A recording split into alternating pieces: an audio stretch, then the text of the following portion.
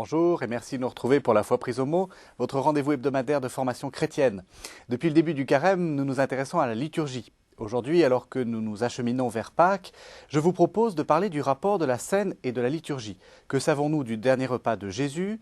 Pourquoi le commémorons-nous? Comment la liturgie célèbre-t-elle ce repas dans l'Eucharistie? Alors pour répondre à ces deux questions, deux invités, le père Jacques Neuviart, bonjour. Bonjour. Alors vous êtes Augustin de l'Assomption ou assomptionniste, vous êtes bibliste, vous dirigez le pèlerinage national à Lourdes et vous êtes également conseiller éditorial chez Bayard.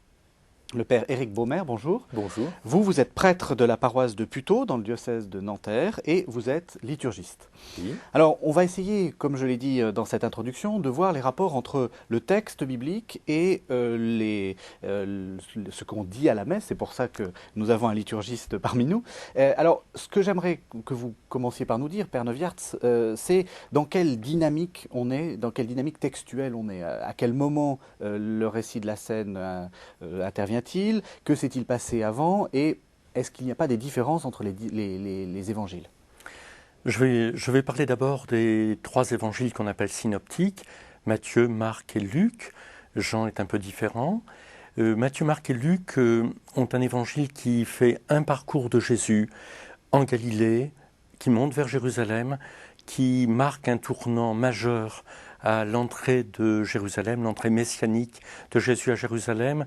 Et puis ensuite, on sent que tout va devenir beaucoup plus dramatique, l'opposition avec les grands prêtres, les chefs des Juifs, les pharisiens, et aura lieu la Passion.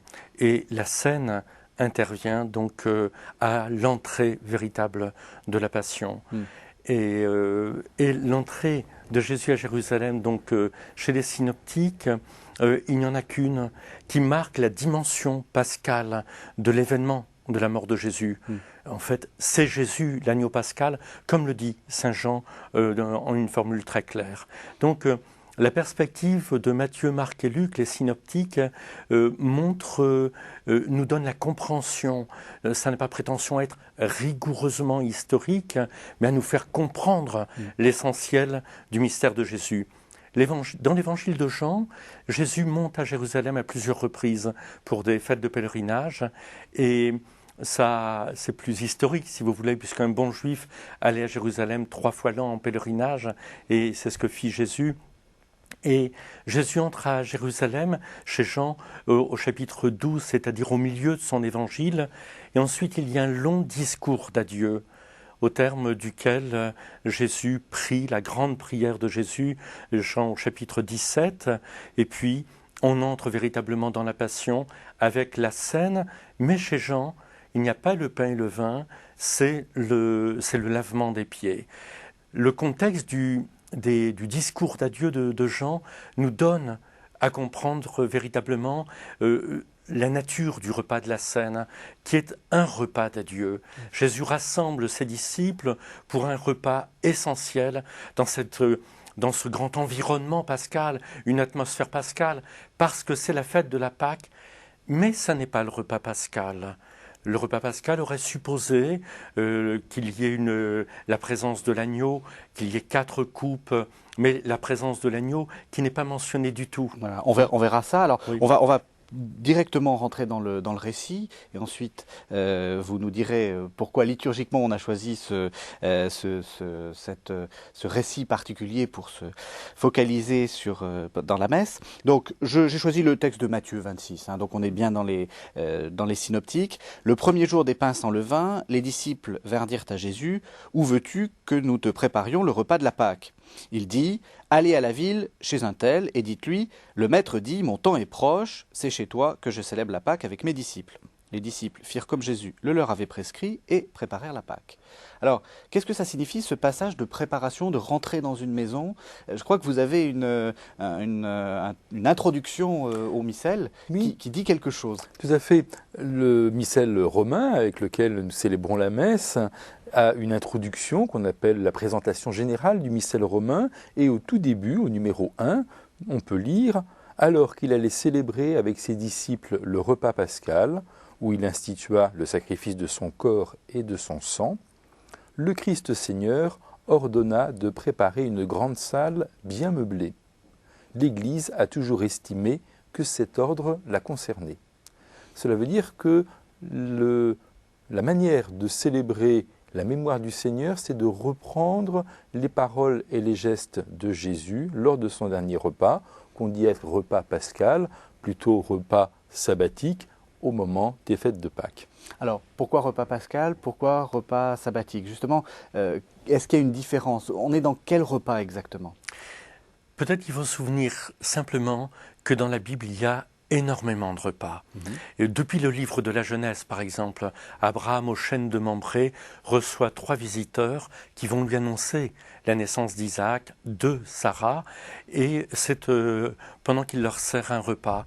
Il y a des repas d'alliance dans l'Ancien Testament, il y a des grands repas d'adieu, Jacob avec ses enfants au terme du livre de la Genèse. Donc il y a énormément de repas dans la Bible, parce que les repas sont des lieux de communion entre les êtres, de rencontre et de communion entre les êtres. Et celui qui mange le même pain se trouve frère avec celui avec lequel il a partagé le pain. Donc c'est important de se souvenir, c'est dans l'arrière-plan. Il y avait des repas de fête et le repas d'adieu est un repas solennel comme le repas de fête, et on est probablement dans ce cas-là pour le repas de la Seine, puisque je l'évoquais tout à l'heure. Si c'est un repas pascal, le rituel pascal est beaucoup plus compliqué, si j'ose dire. D'abord, on choisit le lieu pour les préparatifs. On doit d'abord choisir une salle qui soit bien meublée, qui contienne au moins 10 personnes, qui vont manger le repas allongé sur des divans. Ensuite, on ira choisir l'agneau. Cet agneau sera égorgé au temple à l'heure, dans les heures qui précèdent, et il devrait être mangé dans la ville.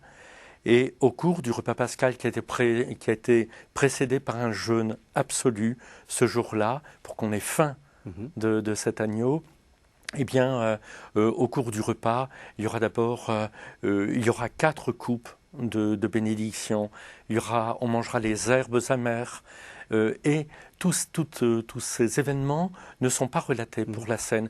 Et l'agneau n'est pas mentionné du tout. La foi chrétienne comprendra que c'est Jésus qui se donne. Et du point de vue date, ce n'est pas les recherches historiques, je vais vous passer les détails, mais la recherche historique montre bien qu'on est à la veille de la Pâque et non pas à la Pâque. Alors justement, il n'y a pas d'agneau parce que l'agneau, c'est Jésus. Est-ce qu'on peut dire que la Pâque et donc ce qu'on fait à la messe, c'est une sorte de sacrifice? On a dit le saint sacrifice de la messe, vous savez, c'était l'expression ancienne. Tout à fait, qui est toujours actuelle, qui est toujours reprise aussi dans la présentation de la messe en 1969 après le Concile Vatican II. C'est à la fois un sacrifice, le don que le Christ nous fait de sa vie, et à la fois une alliance qui nous fait entrer dans un nouvel état d'esprit, celui du royaume de Dieu, ce que nous disons au moment de l'anamnèse, nous célébrons ce repas jusqu'à ce qu'il vienne, jusqu'à son retour, parce que c'est cela qui nous fait membres de ce nouveau royaume que le Christ est venu inaugurer et scellé par le repas pascal, le repas de sa Pâque, de son passage de la mort à la résurrection, qu'il est venu sceller sur la croix. Alors, vous avez dit qu'il y avait 2 pôles. Il y a le pôle sacrifice et le pôle mémoire, anamnèse, remémoration. On est tout souvent tiraillé entre les deux et selon la façon dont on envisage l'Eucharistie, on est plutôt du côté du sacrifice ou plutôt du côté de la remémoration. Et l'exégèse permettra même de complexifier un petit peu ou de comprendre en épaisseur. Mais comment est-ce qu'il faut voir les choses? Est-ce qu'il faut être vraiment dans le sacrifice? Comment vous voyez les choses? Alors il me semble que la messe est un sacrement si riche qu'on ne peut pas le réduire à une seule perspective. Et au fur et à mesure que l'on entre davantage dans la spiritualité de l'Eucharistie, on en découvre toute la richesse, puisque c'est à la fois le mémorial du sacrifice du Christ, et ce mémorial nous fait entrer dans une alliance nouvelle et éternelle, comme disent les textes liturgiques de la messe, qui nous ouvre à une manière de vivre les uns avec les autres. Alors je reprends ces 3 points. D'abord, le mémorial du sacrifice. Le Christ s'est donné une fois pour toutes, mais nous en faisons le mémorial, non pas un souvenir, non pas le mime, non pas une représentation, mais nous l'actualisons. Ce sacrifice est rendu présent pour que nous en bénéficions par le Christ lui-même, par ses propres paroles. Prenez et mangez, prenez et buvez. Ça, c'est le mémorial. Et puis, l'aspect de l'alliance nouvelle, c'est que ce don de la vie que le Christ nous fait n'est pas limité à son sacrifice sur la croix. Il est mort et ressuscité. C'est la résurrection du Christ qui nous rassemble. Et d'ailleurs, les premiers disciples du Christ n'ont pas fait mémoire de la scène du Christ le vendredi soir, repas du sabbat, mais le jour de la résurrection, qui était une manière d'interpréter ce repas comme n'étant pas limité à la mort du Christ, mais bien dans une dynamique de sa résurrection. Et c'est pour célébrer sa résurrection que les chrétiens, les tout premiers chrétiens, se rassemblent le dimanche. La messe est d'abord le sacrement dominical du dimanche. Et enfin, c'est une manière de vivre à laquelle nous sommes invités. Nous ne pouvons pas être participants de ce repas sans aussi vivre selon l'esprit même du Christ, qui est l'esprit du service, ce que le Père Jacques tout à l'heure nous disait en faisant référence ou allusion à l'évangile de Saint Jean, qui ne nous rapporte pas les gestes et paroles du Christ au moment de la fraction du pain et au moment de distribuer la coupe du vin, mais qui, Saint Jean, nous rappelle que le Christ a pris la condition de serviteur et a lavé les pieds de ses disciples. Alors on va rentrer dans le texte un peu plus profondément, et comme ça nous permettra de préciser ce que vous nous avez dit. Alors, donc je suis au verset 20. « Le soir venu, il était à table avec les 12. Pendant qu'il mangeait, il dit « En vérité, je vous le déclare, l'un de vous va me livrer. » Plutôt une mauvaise nouvelle. Profondément attristés, ils se mirent chacun à lui dire « Serait-ce moi, Seigneur ?» En réponse, il dit « Il a plongé la main avec moi dans le plat, celui qui va me livrer. Le Fils de l'homme s'en va selon ce qui est écrit de lui, mais malheureux l'homme par qui le Fils de l'homme est livré. Il aurait mieux valu pour lui qu'il ne fût pas né, cet homme-là. » Judas, qui le livrait, prit la parole et dit « Serait-ce moi, Rabbi ?» Il lui répondit « Tu l'as dit. » Alors quel sens ça a d'insérer dans ce repas d'adieu cette idée qu'il y a un traître parmi nous, en fait? Mais moi, je pense qu'il y a deux grands aspects. Le premier est un aspect historique. C'est le scandale que le groupe des disciples ait été fissuré par la trahison de Judas. Et la trahison de Judas, qui intervient ici, nous donne tout le volume de l'histoire. C'est-à-dire, si Judas a livré Jésus, c'est que Jésus était depuis longtemps, surprenait certaines attentes qui pouvaient être celles de Judas et d'autres, mais en même temps, Jésus était devenu complètement insupportable au sens fort par les autorités du peuple juif. Jésus était trop libre par rapport à la loi.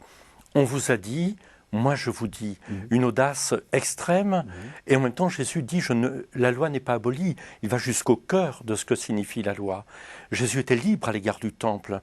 L'épisode que Saint Jean place au début, tout début de son évangile, au chapitre 2, et les synoptiques Matthieu, Marc et Luc, au moment de l'entrée à Jérusalem, donc Jésus chassant les vendeurs du temple montre la liberté totale de Jésus à l'égard du temple, qu'il veut ramener à sa vocation, non pas de grands bazars religieux, parce que c'est sûr, quand on immolait les agneaux, il fallait se les procurer alentour, il fallait l'argent propre au temple, etc. Et il y avait beaucoup d'à côté.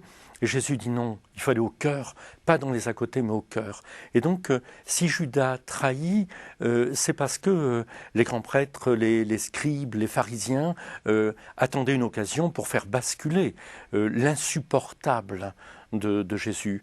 Et le second aspect, c'est que le texte tel qu'il nous parvient est un texte très travaillé. Les textes des évangiles sont véritablement ciselés. Comme le dit Saint Jean à la fin de son évangile, si on voulait tout dire de Jésus, les bibliothèques du monde n'y suffiraient pas. Or, un évangile, c'est 20-30 pages, c'est l'essentiel. Et sur la mort de Jésus et la trahison de Judas ici, eh bien, en fait, cet épisode est dit avec des psaumes. Donc, comme si le texte était prié, comme s'il fallait bien pouvoir reconnaître qu'il accomplit les Écritures. C'est dire que ce scandale total n'est pas totalement incompatible avec la révélation biblique. C'était annoncé. C'est une façon de dire que c'était annoncé, mais il faut être prudent là-dessus. Je préfère dire que les disciples ont reconnu cette compatibilité. Oui. Donc, l'aspect profond, abyssal, j'ai envie de dire, c'est qu'un repas est toujours un repas de communion. C'est-à-dire qu'il fait de ceux qui le partagent des frères, y compris d'ailleurs avec les pauvres, y compris avec la multiplication des pains pour la multitude. Mais là, que quelqu'un qui partage ce geste rompe la communion, c'est scandaleux au sens fort. Donc Jésus dit, oui, il y en a un, serait-ce moi? Oui. Et Judas, dans Saint Jean, va partir avant même le partage du repas. Hein, parce qu'il est incompatible de prendre le repas et de briser la communion. Alors on va faire un peu de liturgie fiction. Qu'est-ce qui se passerait si dans les paroles que l'on prononçait à la messe, on le mentionnait? Pourquoi est-ce qu'on l'a supprimé? Parce qu'on voulait pas, c'était parce qu'on était bien gentil et qu'on voulait pas, disons, rappeler ce caractère dramatique?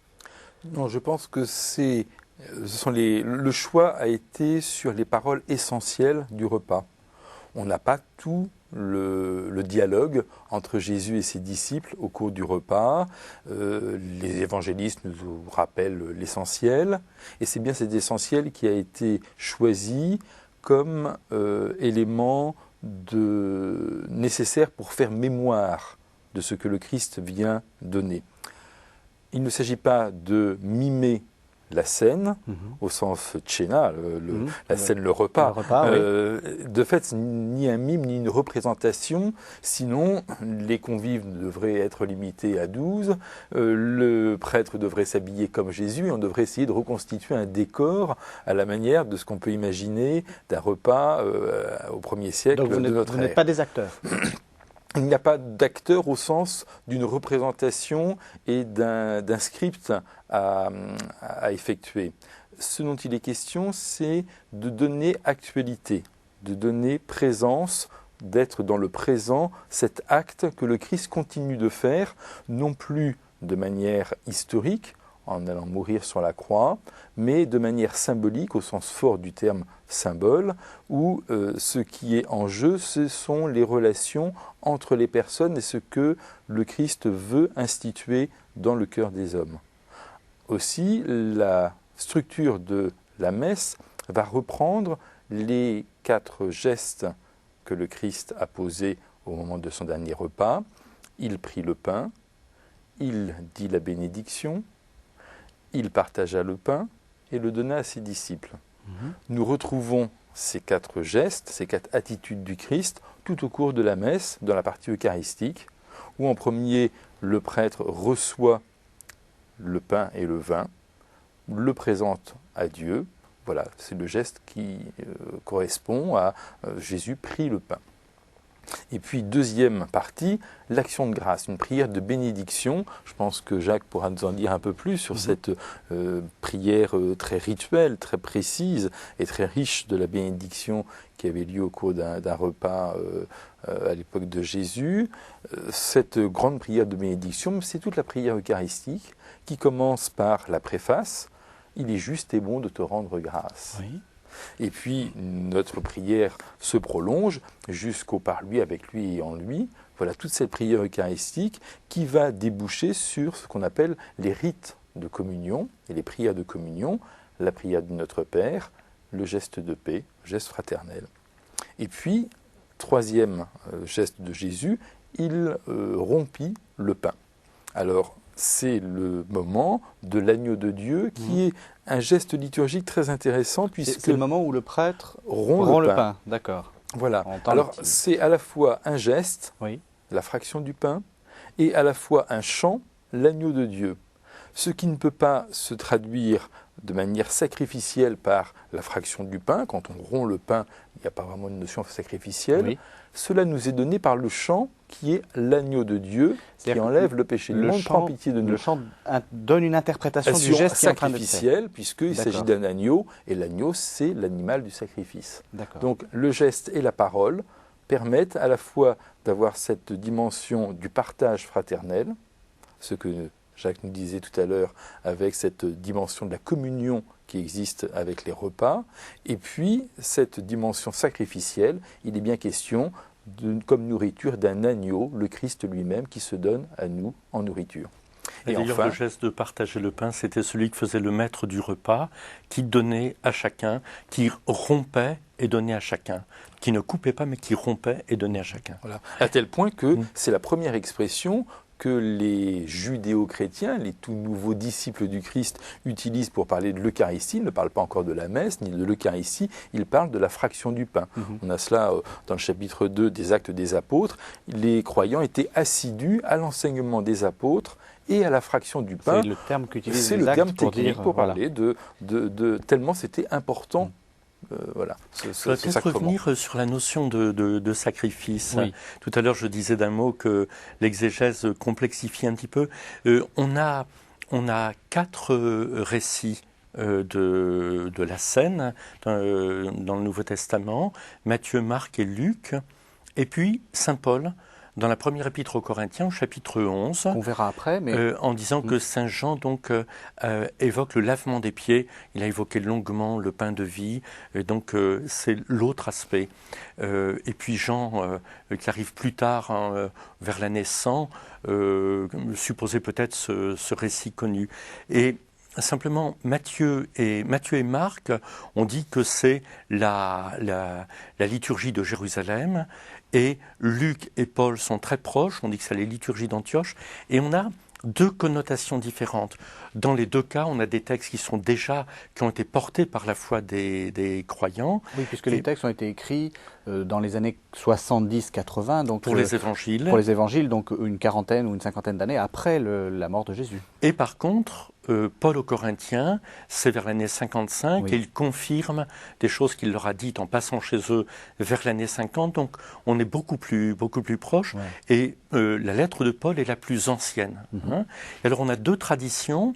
Dans les 2 cas, les textes ont déjà été longuement portés par la liturgie de l'Église, c'est ce qui fait qu'ils sont tellement ciselés et essentiels, mais Luc et Paul insistent sur le geste prophétique de Jésus, c'est-à-dire Jésus voit approcher la mort et signifie que sa vie est donnée, comme le dit Saint Jean, je crois au chapitre 10, « Ma vie, personne ne la prend, je la donne ».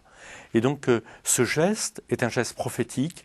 Jésus, voyant la mort toute proche, parce que le contexte le lui montre à l'évidence. Saint Jean dit à plusieurs reprises, Jésus n'alla pas à Jérusalem avec ses disciples, mais il y alla à part, parce qu'il savait bien qu'on voulait l'arrêter. Oui. Donc, dans ce contexte, c'est un geste prophétique, dit par Luc et Paul. Jésus, en rompant le pain, dit, cette mort qui vient, ma vie est donnée. Et chez Matthieu et Marc, il y a une insistance plus grande sur l'aspect de sacrifice, c'est pour ça que je nuance, Oui. c'est-à-dire c'est la compréhension de la mort de Jésus. On a compris à l'évidence, comme Jésus devait lui-même le vivre, le prier intérieurement, que c'était à la manière dont le serviteur souffrant, Isaïe au chapitre 52-53, on disait du serviteur souffrant, comme un agneau mené à l'abattoir, hein, et sa vie est donnée pour la multitude. Et quand Jésus a dit « ma vie est donnée pour tous », c'est peut-être plus proche du récit premier. L'Église a continué à comprendre, comme Jésus le lui avait donné, et a bien saisi que c'était donné pour tous, comme l'agneau mené à l'abattoir. Et donc, on est la dimension, la compréhension sacrificielle vient comme un second aspect de compréhension, hein, qui sera développé aussi par l'Épître aux Hébreux. Alors on va continuer dans le texte. Pendant le repas, Jésus prit du pain et après avoir prononcé la bénédiction, il le rompit. Puis le donnant aux disciples, il dit « Prenez, mangez, ceci est mon corps ». Alors ce sur quoi j'aimerais que l'on revienne, c'est quelle est cette bénédiction ?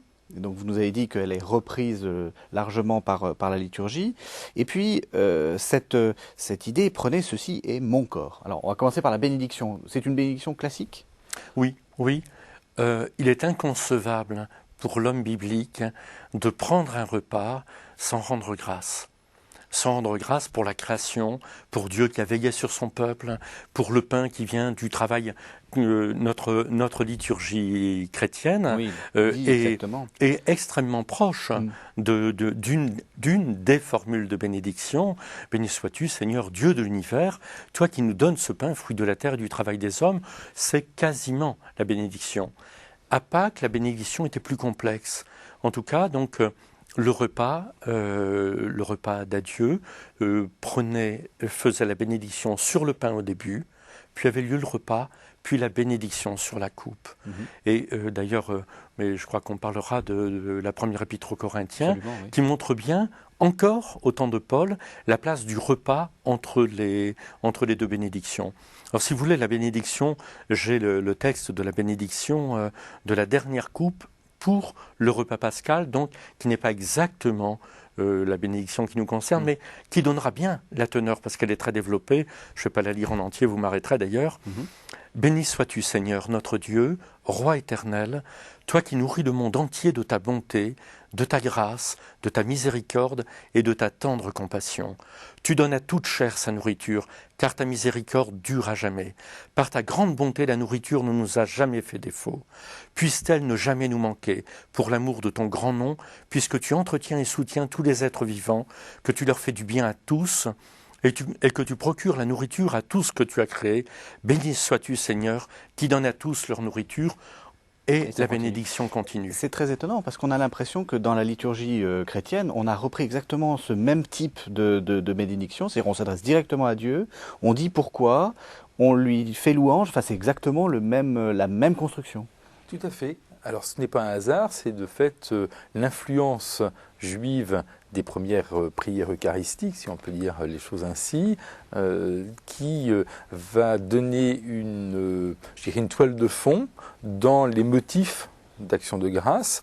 Nous remercions Dieu de nous avoir donné la vie. Alors c'est très intéressant, dans cette transposition entre le judaïsme et le christianisme, quels sont les motifs pour lesquels les hommes chrétiens vont rendre grâce à Dieu? C'est d'avoir donné la vie en Jésus-Christ. La préface va très souvent rendre grâce à Dieu pour un motif ou un autre, sous une perspective ou une autre du Christ. Par exemple, la préface de la prière eucharistique numéro 2, « Vraiment Père très saint, il est juste et bon de te rendre grâce par ton Fils Jésus-Christ, car il est ta parole vivante, par qui tu as créé toutes choses ». Référence à la création, comme on vient de l'entendre. C'est lui que tu nous as envoyé comme rédempteur et sauveur, celui qui donne la vie. Béni sois-tu de ne jamais n'avoir manqué à ces moyens de vie dont on a besoin. On évoquait la sortie d'Égypte, Dieu qui a veillé sur son peuple, la coupe de rédemption, on appelait. Voilà. Donc c'est les mêmes, voilà. Alors, justement, qu'est-ce que c'est que ceci est mon corps? Est-ce qu'il faut comment Jésus a pu comprendre cette expression-là et comment est-ce qu'on la comprend liturgiquement actuellement? Je pense que nous, on est très marqués par toute la construction théologique qui a eu lieu, en particulier avec saint Thomas, et donc de se poser la question de comment ce pain et ce vin sont reçus par le croyant comme le corps du Christ qui est donné. Et donc, on s'est posé la question, et donc toute l'élaboration théologique, peut-être dont Éric parlera beaucoup mieux que moi, sur la transsubstantiation, donc qui insiste sur comment, à travers le pain et le vin, le croyant reçoit le corps du Seigneur. Et de ce fait-là, on dira comment il devient. Mais la question est surtout comment le croyant reçoit le corps du Seigneur. Et quand Jésus dit « faites ceci », Jésus prend le pain en disant « ma vie est donnée », prend la coupe en disant ma vie est donnée. Oui, c'est ce qu'il dit, le sang de l'alliance versé pour la multitude, pour le pardon des péchés. Et alors, quand Jésus dit « ceci est mon corps », eh bien, c'est tout ce qu'il est en train de faire, sa vie donnée. Ce qui veut dire que le pain et le vin, donc le croyant comprend bien qu'il reçoit dans ce pain et ce vin le corps du Seigneur, crucifié et ressuscité, le corps du Seigneur ressuscité, mais beaucoup plus, il reçoit aussi le corps d'un Seigneur dont la vie est donnée, et lui fera cela aussi, c'est-à-dire de conformer sa vie, d'entrer dans la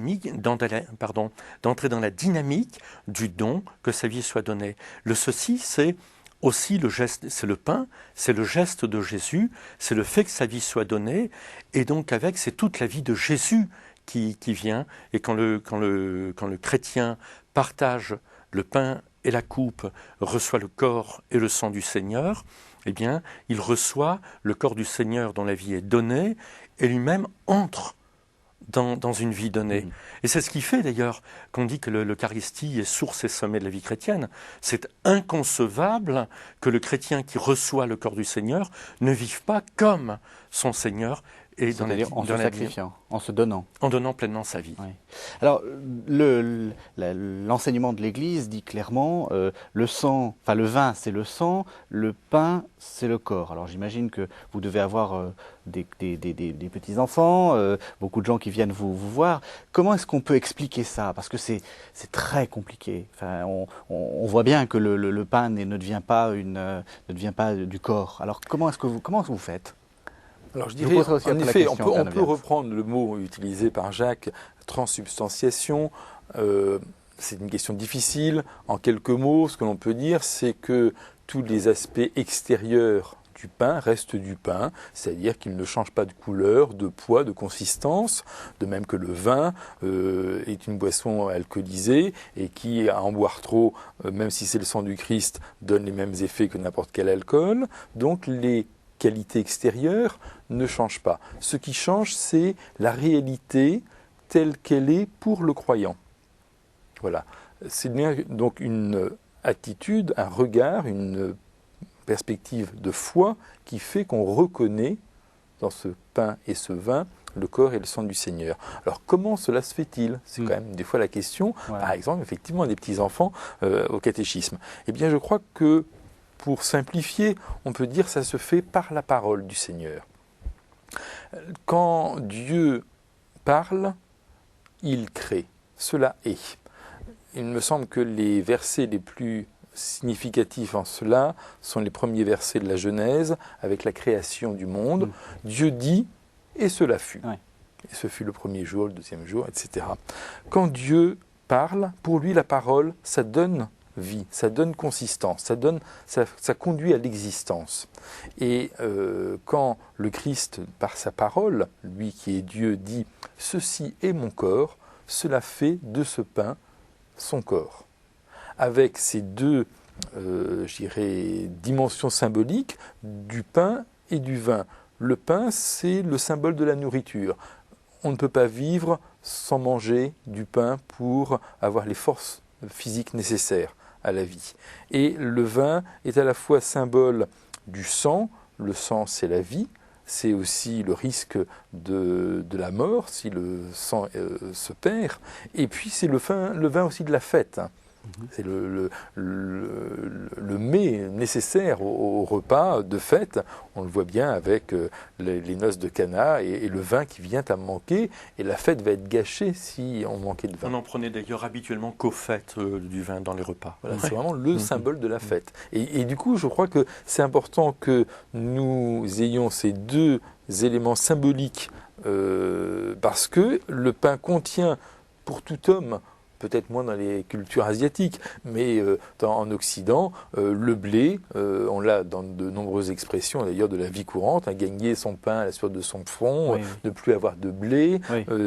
Voilà, on voit bien combien c'est symbolique de ce qui est nécessaire pour vivre. Et puis le vin, eh bien, c'est bien la boisson de la fête.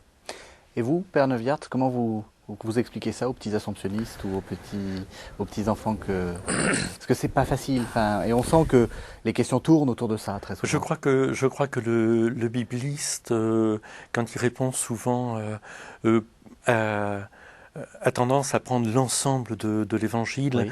l'ensemble du passage, et c'est vrai que la stricte focalisation sur la façon dont se transforment le pain et le vin donc correspond à la problématique que la théologie a dû utiliser pour rendre compte de cette présence réelle. Éric, à l'instant, disait la réalité, et la réalité, Il faut maintenir. c'est que le croyant reçoit la présence réelle du Christ, de son Seigneur. Hein. Et le bibliste a besoin de comprendre l'entour, comme je le faisais il y a un instant, c'est-à-dire quand Jésus dit ceci, il n'y a pas simplement le pain qu'il tient en main, il y a le fait que ce pain est relié à sa vie qui est en train d'être donnée. Et donc, ceci, moi qui vous donne le pain, ce pain, moi qui vous donne le pain, et ma vie qui est donnée en même temps, c'est cela que vous referez. Donc, parce que c'est ça l'intérêt, enfin, ou le but, ou je sais pas, je trouve pas le bon mot, d'aller communier, c'est participer, c'est parce que ça sert à quoi? C'est être nourri, participer au sacrifice. Vous semblez dire que c'est vraiment être dans cette dynamique de sacrifice. Ou de se donner. De se donner. Oui, parce que oui, c'est ça. peu... Parce que en même temps, dans le sacrifice, une compréhension du sacrifice, c'est que le sacré s'oppose au profane. Oui, donc Or, précisément dans les évangiles, cette nature-là du sacrifice est entièrement abolie. Oui. C'est-à-dire que le sacré entre dans le profane et réciproquement. Oui. Donc en ce sens-là, je fais une nuance, mais oui, j'insiste sur le fait que prendre part, quand on va recevoir le corps du Christ, on va recevoir une nourriture. On est nourri. Le pain est nourriture. Alors comme le dit Eric, on ne prend pas un pain d'1 kilo. C'est en même temps, ce que l'on reçoit est symbolique au sens où c'est une petite quantité qui, comme telle, ne nourrit pas. Oui. Mais quand on dit symbole, c'est pour vous faire penser que le symbole, c'est, dans l'Antiquité, on brisait par exemple un tesson d'argile ou un ossement ou un bout de bois, et de mémoire d'enfant qui a cassé des vases, eh bien, 2 morceaux cassés, il y a que ne se retrouvent exactement que quand on est avec l'autre morceau. Oui. Eh bien, quand on partage ce pain, on est intégralement, on entre intégralement dans cette présence du Christ qui nous est donnée. Et en même temps, alors c'est vrai, moi j'y insiste, on entre aussi, on accueille l'ensemble de la vie et du mystère de Jésus, c'est-à-dire d'une vie donnée. Et la mort de Jésus sur la croix aurait pu ne pas être, si vous voulez. Jésus meurt sur la croix parce qu'on est sous occupation romaine et que c'est le châtiment romain des esclaves et des opposants politiques. Et il le mérite parce que Jésus a été déféré au pouvoir romain en disant attention, il fomente un peu, s'il dit qu'il est Messie, tel que vous le comprenez vous les Romains, c'est un agitateur. Et nous, tel qu'on le comprend, il a attenté à la loi, au temple, il a pardonné les péchés, cet homme blasphème. Donc finalement, le chrétien entre dans ce que j'ai envie d'appeler le scandale de la vie de Jésus, c'est-à-dire qu'il bouleverse une façon de comprendre Dieu. Et le chrétien qui s'approche de la table eucharistique, qui partage la parole et le corps du Christ, eh bien, accueille cette, j'ai envie de dire cette subversion, si on accepte ce mot, c'est-à-dire ce bouleversement de notre façon de penser. Oui. Nous aussi, nous donnerons notre vie entièrement. Donc, ceci est mon corps, c'est tout ce qu'a dit le Père Éric il y a un instant, c'est-à-dire c'est bien le pain et le vin que nous recevons et qui est la présence du Seigneur ressuscité, mais nous accueillons aussi le geste de Jésus et c'est le geste de se donner dans la Pâque. Je disais tout à l'heure que l'Eucharistie était très riche et qu'on avait du mal à en parler sans oublier une des perspectives. J'aimerais faire résonner l'expression corps du Christ, parce qu'on vient d'en parler. Le corps du Christ, on peut l'entendre à la fois les espèces eucharistiques, le pain consacré qui devient le corps du Christ, et puis on a aussi dans notre conscience théologique de croyants, nous sommes le corps du Christ. Oui. Donc il y a aussi la communauté corps du Christ. Et cela me fait penser à un sermon de saint Augustin très beau qui, de manière très simple, comme faisaient les pères de l'Église, d'expliquer les choses compliquées de la théologie des sacrements par des images simples, en décrivant ce qui s'était passé, et ce qu'on appelle les catéchèses mystagogiques. Et saint Augustin, le dimanche qui suit Pâques, explique aux nouveaux baptisés ce qu'est l'Eucharistie. Il dit, vous voyez, on a pris du pain. Vous voyez ce pain qui est sur l'autel? Il va leur expliquer que c'est eux-mêmes qui sont sur l'autel. Comment s'y prend-il? Eh bien, il dit, le pain est fait de grains qui ont été rassemblés. Ben, vous-même aussi, vous avez été rassemblés. Et puis, le grain, il a été moulu pour en faire de la farine. Eh bien, c'était le temps du catéchuménat où vous avez éprouvé les difficultés de la conversion. Et puis, l'eau du baptême, c'est comme l'eau qui fait de la farine une seule pâte. Et puis, après, vous avez été passé au feu de l'esprit. C'était l'onction que vous avez reçue à votre baptême. Ainsi, le pain, c'est vous-même. Et ce pain qui est sur l'autel, c'est vous-même.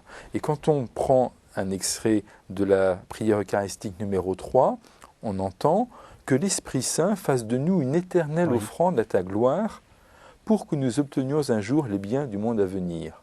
À la fois dans cette perspective du monde à venir, la notion de subversion, voilà, c'est cet esprit nouveau, cet esprit évangélique que les baptisés sont invités à vivre dans leur quotidien, et à la fois ce royaume qui vient, et c'est nous-mêmes, quand nous participons à ce repas, nous-mêmes nous sommes peu à peu sanctifiés. Oui. On reçoit et on devient. Voilà, recevoir le corps du Christ, c'est pour nous transformer, parce que nous participons, ce n'est pas une transformation mécanique, mais c'est une transformation spirituelle. Nous demandons que l'Esprit Saint fasse de nous une éternelle offrande, que nous nous offrions spirituellement, mais aussi dans notre quotidien, dans notre manière de vivre en frères les uns avec les autres, parce que c'est un repas de communion qui doit développer en nous cet esprit de la fraternité. Alors, il ne nous reste plus qu'une dizaine de minutes, donc j'aimerais qu'on arrive à l'analyse de la première épître aux Corinthiens. Alors, c'est en gros ce que rappelle Paul, c'est un peu les mêmes paroles. Alors, il y a quelques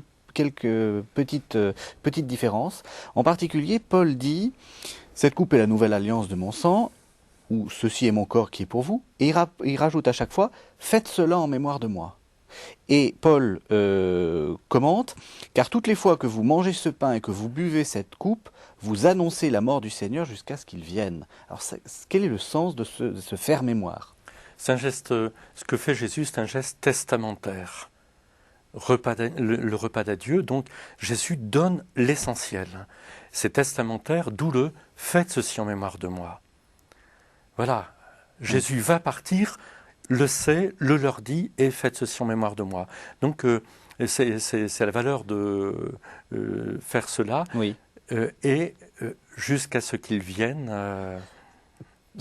Vous pensez que c'est cette idée de jusqu'à ce qu'il vienne, vous annoncez la mort du Seigneur jusqu'à ce qu'il vienne? Pourquoi l'annoncer? Alors, c'est très important. Dans cette phrase de la première épître aux Corinthiens, chapitre 11, au verset 26, je pense. Absolument. Oui. Eh bien, le terme grec, c'est parangelété. Oui. Quand vous prenez ce pain et buvez à cette coupe, vous proclamez l'évangile. Vous proclamez la bonne nouvelle de la mort du Seigneur, c'est-à-dire de la mort du vivant, du ressuscité, jusqu'à ce qu'il vienne. Donc on fait mémoire de la bonne nouvelle de la mort qui nous sauve, parce qu'il est mort pour nos péchés, selon les Écritures, parce que sa mort nous sauve, mais on fait mémoire de sa mort parce qu'il est le ressuscité. Et vous proclamez la bonne nouvelle. Je crois que on a quelquefois l'occasion d'en parler avec le Père Éric. C'est la place de la parole, c'est-à-dire que au cœur du repas du Seigneur, on fait mémoire le repas du Seigneur, c'était le chant des psaumes, c'était la mémoire, c'était, l'une des, les exégètes pensent que une des origines très plausibles du récit de la scène et de la Passion, c'est justement cette mémoire que dans le repas du Seigneur on faisait, la nuit où il fut livré, il prit le pain, voilà. Ensuite, il a été au Jardin des Oliviers, il a été arrêté et il a été jugé et mené sur la croix. Alors, est-ce que ça veut dire qu'on va un peu vite quand on dit d'un côté il y a la liturgie de la parole et de l'autre côté il y a la liturgie eucharistique? Est-ce que en fait on n'est pas dans le même processus qui est proprement évangélique? On évangélise. Tout à fait. Il faut continuellement se dire qu'en liturgie, on est dans une, je dirais, une manière poétique d'envisager les choses. C'est-à-dire, dans un poème, on va reprendre continuellement un thème, on va le développer, on va l'enrichir par un mot, par une expression, par une tournure de phrase. Et en liturgie, je dirais, ça marche un peu comme ça. Nous, on a souvent une conception moderne et un peu technicienne d'envisager les choses. Quand on a opéré un élément, ça y est, c'est validé, on peut passer à la suite. Oui. La liturgie ne fonctionne pas tout à fait comme ça. Continuellement, la parole de Dieu, certes, on a ce qu'on appelle la liturgie de la parole avec les lectures et l'évangile et le commentaire et l'approfondissement qui est l'homélie, mais on a aussi la parole de Dieu quand on fait le récit de l'institution. C'est une citation d'un passage biblique. Et puis, on va continuer avec le Notre Père. De nouveau, c'est une citation, c'est un emprunt à quelques versets bibliques. Et on va continuer, Seigneur, je ne suis pas digne de te recevoir, des expressions liturgiques qui sont empreintes de la Bible. Les gens qui vous disent, moi j'arrive au milieu, vous savez, au moment où on peut tourner la page, là, parce que c'est encore valide, ça doit un peu vous énerver. Eh bien, je pense qu'ils passent à côté d'une grande richesse d'avoir pas encore saisi combien la parole de Dieu était ce qui nous était donné pour parler à Dieu, pour prier Dieu. Le Notre Père, c'est utiliser la parole de Dieu pour parler à Dieu. Les pères de l'Église parlaient de la table de la parole et du pain. Si on regarde le récit d'Emmaüs, eh bien Jésus leur explique les Écritures. Et je crois que c'est Saint Justin qui dit, mais c'est le premier corps du Christ. Et c'est indissociable. Et ensuite, comme le disait Eric, il y a les paroles de l'institution de l'Eucharistie. Alors Jésus dit, le récit, prenez, mangez, faites ceci. Ce sont les paroles de Jésus. Ce qui fait qu'au moment le plus essentiel de l'Eucharistie, qui parle, c'est Jésus. C'est Jésus. Qui préside l'Eucharistie, c'est le Christ qui rassemble le corps. Et au même titre que le Concile Vatican II nous a rappelé que c'est le Christ lui-même qui s'adresse à l'Assemblée quand on lit l'Écriture à la liturgie de la parole et de manière éminente l'Évangile. Alors justement, donc il est réellement présent. Oui, mais alors comment donc vous êtes, en tant que prêtre, l'expression est in persona Christi, vous devenez le Christ. Comment est-ce qu'il faut faire ? Est-ce que c'est pas une écrasante responsabilité ? Il me semble que non, parce qu'il me semble que les modes de présence du Seigneur aujourd'hui sont indissociables les uns des autres. Le Concile nous le dit justement dans la Constitution sur la liturgie, Dieu est présent à son peuple par sa parole, par ses ministres, par le corps du Christ, parce que là où 2 ou 3 sont réunis en mon nom, je suis au milieu d'eux, et de manière éminente par les espèces eucharistiques, il faut comprendre le pain et le vin, le corps et le sang du Seigneur. Donc ce sont des modes de présence qui sont indissociables les unes des autres, sinon on ne serait pas fidèle à la manière dont le Christ veut être présent à nous dans le monde. On pourrait dire aussi que de la même façon que Jean-Baptiste s'est effacé devant le Christ, de la même façon le prêtre s'efface devant le mystère et le fait que c'est le Christ lui-même qui convoque la communauté et qui se donne. Alors justement, ça m'amène à ma dernière question, puisqu'on est vraiment à la fin de l'émission. Comment est-ce que celui qui va recevoir le pain, avec tout ce qu'on a dit de cet aspect sacrificiel, de cet aspect de parole, quelle est la juste attitude ? Comment est-ce qu'il faut recevoir ça ? Je crois comme avec l'humilité totale de celui qui reçoit et la détermination totale de celui qui consent à ressentir, à accueillir et en lui-même ce don total du Christ et recevant cette présence, ce corps du Christ Seigneur ressuscité, sa vie en est bouleversée. Et là, on doit consentir. Donc, humilité totale et détermination totale. Consentir, ça veut dire il faut se laisser faire ? Oui, il faut se laisser faire, mais j'accueille et je consens donc à m'engager totalement. Je suis en alliance, j'entre en alliance, c'est le sang de la nouvelle alliance, c'est la coupe, c'est le pain. Donc oui, j'accepte d'entrer en alliance. C'est le Christ qui en a l'initiative totale, mais j'entre en alliance. Ce qui fait qu'une Eucharistie n'est jamais banal. Jamais banal. Et ce geste bouleverse le chrétien qui a célébré l'Eucharistie. Sa vie est bouleversée, il est tout autre. Et Dieu fasse que ce soit visible. Et de fait, dans les évangiles, il y a le repas du Seigneur et il y a la multiplication des pains. Et quand on a les récits de multiplication des pains, on a la même formule. Jésus prend le pain, leva les yeux au ciel, le bénit et le leur donna, où il y a une tradition où il leur donna à distribuer. Eh bien, de la même façon, celui qui partage l'Eucharistie est amené à mettre le tablier pour le lavement des pieds, c'est le geste du service total de l'esclave, mais est appelé aussi à donner le pain à l'œuvre de charité, si on veut. Et donc, je reçois le cœur du Christ, ma vie est donnée. C'est un chemin. Oui, tout à fait. Je pense que c'est cette perspective qui est développée tout au long de la liturgie où nous commençons par faire le signe de la croix sur notre propre corps. Notre vie est marquée par la croix qui est à la fois symbole de supplice et signe de la résurrection. Et tout au long de l'Eucharistie, on va à la fois avoir des expressions qui montrent notre joie d'accueillir le Christ, notre demande d'être transformé par le Seigneur lui-même, et à la fois des moments où nous redisons à Dieu que nous ne sommes pas dignes de le recevoir. Citation évangélique d'un centurion, d'un païen. C'est extraordinaire que la liturgie a utilisé une expression d'un païen pour ce moment important où les chrétiens vont communier, et continuellement on va prendre conscience que nous sommes en présence de Dieu et nous n'en sommes pas dignes, mais c'est lui qui nous a invités. Heureux les invités au repas du Seigneur. Merci à tous les deux, puisque nous arrivons à la fin de cette émission, et je crois qu'on peut souhaiter à tous nos téléspectateurs de bonnes fêtes de Pâques et de vivre ces fêtes de Pâques justement dans l'esprit que vous avez l'un et l'autre. Avec cette profondeur. Avec cette profondeur, qui n'est pas forcément facile. Merci à tous les deux et merci de nous avoir suivis.